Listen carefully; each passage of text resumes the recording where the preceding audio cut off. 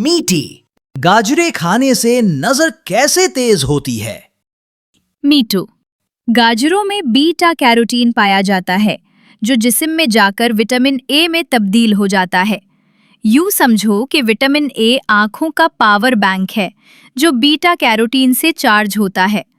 रोजाना एक गाजर खाने से आंखों के पावर बैंक से निकलने वाली वाईफाई शुआएं ताकतवर हो जाती हैं और इंसान दूर तक देख सकता है। अच्छा, ऐसे होता? जी हाँ, ऐसे ही होता।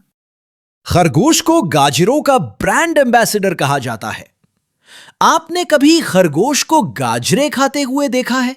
अगर देखा है तो कहाँ? कमेंट सेक्शन में बयान कीजिए। मीटो एंड मीटी की करारी बातें सुनने के लिए हमारे चैनल को लाइक, सब्सक्राइब और शेयर करें।